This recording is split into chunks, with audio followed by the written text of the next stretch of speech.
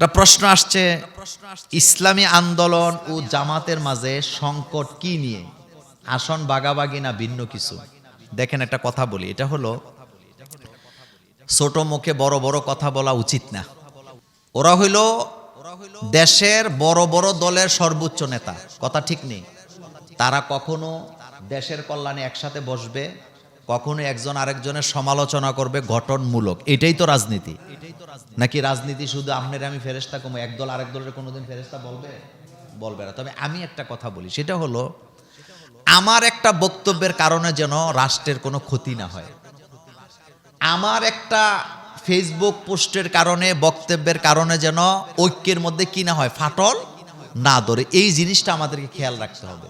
গ্রামের মুয়াজ্জিন ইমামতি করে, হেতে এনে বইয়া বইয়া ওই সরমনার হুজুরের বিরুদ্ধে লেখে, আমিরে জামাতের বিরুদ্ধে লেখে, তারেক জিয়ার বিরুদ্ধে লেখে, এরকম আসেনি? তো তুমি মসজিদের মুয়াজ্জিন, তোমারে কইছিনি হেগরলিয়া টেনশন করতা?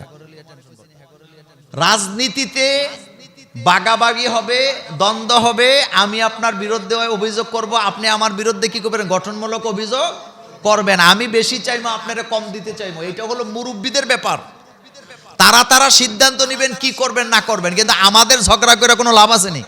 আচ্ছা, আপনাদের কাছে একটা প্রশ্ন করি, গতকালকে আমিরে জামাত ডাক্তার শফিকুর রহমান এবং আমাদের তারেক জিয়া দুইজনে কোলাকুলি করছে নাকি করে নাই? কথা কয় না তো। কোলাকুলি কি হালকাভাবে করছে না একজন আরেকজনের সাবদা ধরে রাখছে? আপনি দেখেন তো কত সেকেন্ড ধরে রাখছে একজন আরেকজনকে। তো এই যে ধরে রাখছে, এটার মধ্যে ভালোবাসা আছে? ভালোবাসা আছে। আমিরে জামাত আর চরমনার পিসাবরা যখন একসাথে হয়, কোলাকুলি করে নাকি করে না? এটা তো তাদের ব্যাপার। আমি মোল্লা নাজিম তাদেরকে নিয়ে কথা বলতে যাব কেন?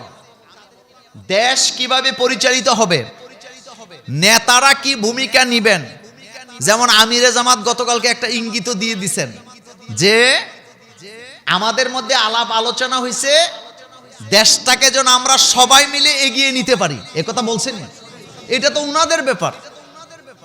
ওনারা চরমনার পিসাব আর আমিরে জামাত তারা বুঝবেন কে কয়টা সিট নিয়ে নির্বাচন করবে। এগুলা নিয়ে আমাদের লেখালেখির কোনো দরকার আছে নি। আমরা বরং আগামী নির্বাচনে তাদেরকে ভোট দিব যারা ভারতের দালালি করবে না, দেশের জন্য কাজ করবে, ইনসাফ ভিত্তিক রাষ্ট্র পরিচালনা করবে। আমরা তাদের বাক্সে ভোট দিতে চাই, কিন্তু ফিতনা ছড়াইতে আমরা চাই না। আমরা নেগেটিভ কথা বলবো না, আমরা পজিটিভ বলবো। ওনারা বড় নেতা, ওনাদের সিদ্ধান্ত ওনারা রাষ্ট্রের ব্যাপারে নিবে। আলহামদুলিল্লাহ। আমি বলি, বাংলাদেশের রাজনীতিতে ঐক্যের প্রতীক ছিলেন বেগম খালেদা জিয়া। তার মতো জানাজা আর হইছেনি পৃথিবীতে? বিশ্ব মিডিয়া একটা রিপোর্ট করছে, আপনি ঢুকলে দেখবেন ইউটিউবে। তারা বলছেন পৃথিবীতে যেই কয়টা শ্রেষ্ঠ জানাজা হয়েছে পৃথিবী জোড়া, তার মধ্যে খালেদা জিয়ারটাও একটা। আপনার যে আমি মরলে আপনি মরলে এত লোক আপনি আশা করেন নাকি? তা আপনি জুমুরে বয়ে বয়ে খালেদা জিয়ার বিরুদ্ধে কথা বলার দরকার আছে নি?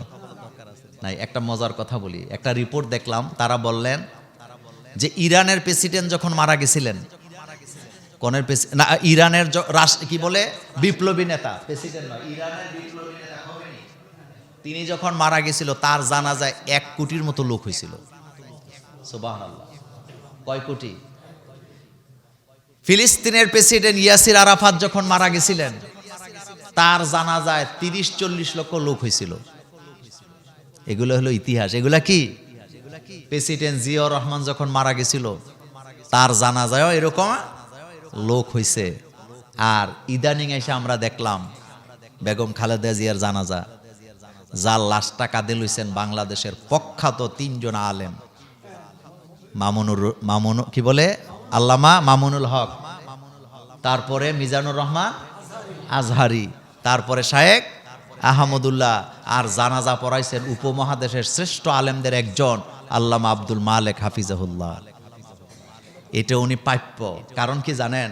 কারণ হইল খালেদা জিয়া জীবনে কোনোদিন কোনো আলেমের বিরুদ্ধে একটা কথাও বলে নাই, কোনো আলেমকে জঙ্গি বানাবার মিথ্যা নাটক সাজায় নাই। ভারতকে খুশি করার জন্য বাংলাদেশের ইসলামপন্থী লোকগুলাকে, ইসলামী আন্দোলনগুলাকে জঙ্গি বানাবার নাটক খালেদা জিয়া করে নাই। খালেদা জিয়া সবসময় আলেমদেরকে কি বলতেন জানেন? বলতেন, আপনারা কোরআনের আইন প্রতিষ্ঠা রাজনীতি করেন, কিন্তু আমি করি না, আমরা করি অন্য রাজনীতি। আপনারা আপনাদের রাজনীতি করতে থাকেন করতে থাকেন করতে থাকেন, করতে করতে করতে করতে আপনারা যদি বাংলাদেশের মানুষকে ইসলামিক আইনের পক্ষে নিতে পারেন, আমাদের পক্ষ থেকে আপনারা সাপোর্ট পাবেন, কিন্তু বিরোধিতা করার আমাদের কিছুই নাই। আপনি একটু একেবারে তার জীবনে রাজনীতি কেরিয়ারটা একটু আপনি দেখেন তো, ওনার জীবনে উনি কোনো আলেম ওলামার ক্ষতি হোক একটা কথাও বলছে?